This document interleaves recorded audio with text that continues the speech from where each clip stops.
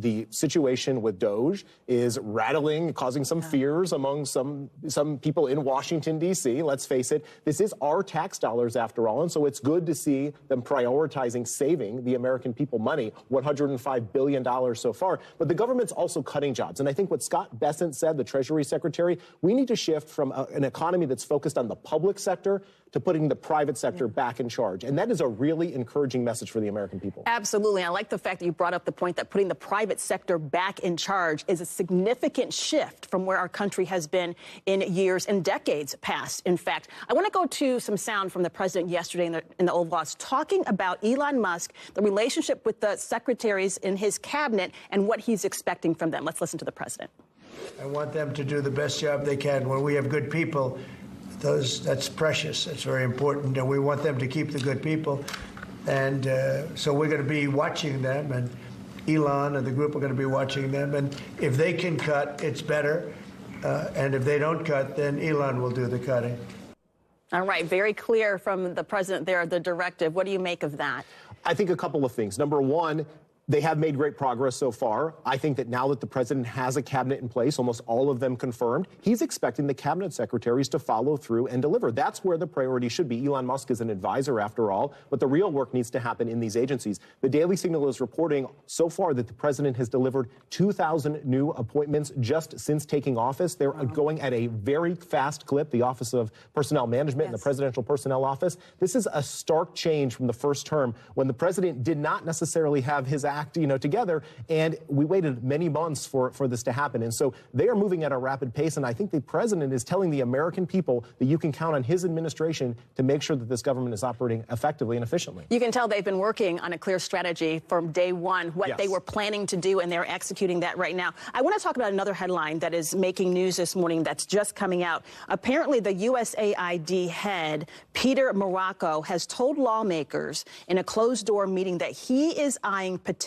criminal charges for foreign aid fraud connected to USAID.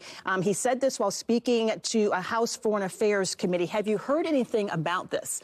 We know from the president's speech to Congress on Tuesday all of the wasteful spending that was coming from USAID. I am not surprised that the White House wants to follow through on this and hold people accountable. After all, how are you going to change the culture in Washington, D.C. if there's not some accountability at these agencies? And they've decided to focus on USAID because it has been a rogue agency for a number of years. It's also one that we might remember was created by executive order by John F. Kennedy. So I think the president feels he has the authority to go after this one in particular. Well, the agency is intended to help with the redevelopment and things in other countries.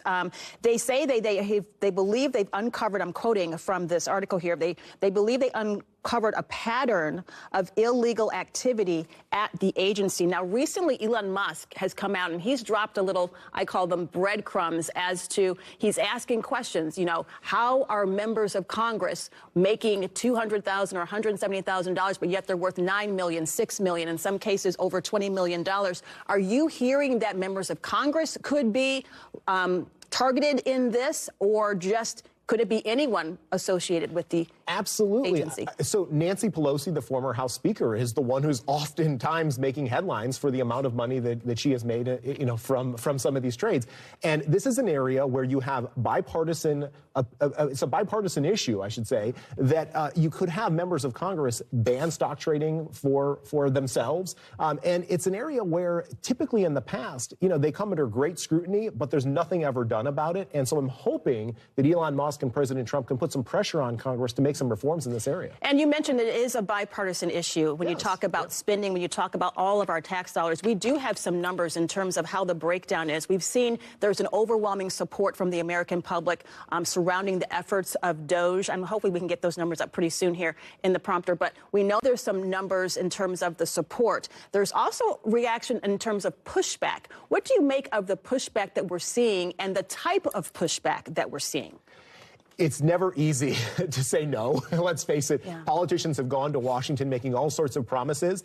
and then they fail to deliver. I think what you're seeing now, Fanchon, is that there is a change of attitude in Washington, D.C., and it's coming from Elon Musk, and you're getting reaction, particularly among Democrats who don't like this. And so at the end of the day, though, I think we need to remember this is our tax dollars at play. You have a situation where Americans, through their taxes, are sending a lot of money to Washington, D.C. We should insist that it is being spent appropriately on the best projects, programs, and get a return on investment that we're proud of. You know, it's interesting because we talk so much about Democrat, Republican. Again, this really is a bipartisan issue, but it's interesting to look at the numbers when it comes to the age differences. 71% of 18 through 34-year-olds say they strongly or somewhat disapprove of the work that DOGE is doing. 9% strongly approve, 19% somewhat approve. What do you make of these numbers, particularly in this age group of 18 to 24? It surprised me because, remember, Donald Trump did improved his performance among this age group in the election. And so there seemed to be that there was a willingness to maybe go along with some of the items in his agenda. I don't necessarily understand why there is a difference in generations on the issue of DOGE. It's truly interesting. Perhaps some people who have seen government waste throughout their lives are finally recognizing that somebody's doing something about it, and younger people just maybe not have as much exposure to those issues. But I do think it's critically important for the president to connect the dots here. Remember, it was the excessive government spending over the course of the past 4 years that brought us the inflation crisis that we're in today. It's going to require Elon Musk, Donald Trump, and his entire administration to go through and systematically root out the waste. Elon has set a target of $1 trillion. That is only going to cut the budget deficit in half. We still have a $36.5 trillion national debt. There's a long way to go, indeed, on that. You know, it's interesting because I don't believe that the majority of the American public realized how deep the overspending, the waste, the fraud was. Even Elon Musk has said, and his guys are in there in a very detailed way, he has said he knew it was bad. He never imagined it was this bad. We want to break down some of these numbers even further. Now let's look at it by party. Nearly 70% of young Republicans say they do approve. In fact, it's 81% by that graphic there. Democrats are at 10% in terms of approval, independents at 29%. What does that tell you? Well, that tells me they have some work to do, particularly among those independents. Democrats probably are not going to give much support to President Trump. We know that from his first term, and we know that from the campaign. It's the independent group, though, that I think that they probably should focus on and tailor some of their messaging. It's important to persuade that group that the cuts that they're making are going to, at the end of the day, help them do better, bring down the cost of gas, groceries, and rent, and all those other things that the American people want to see action on.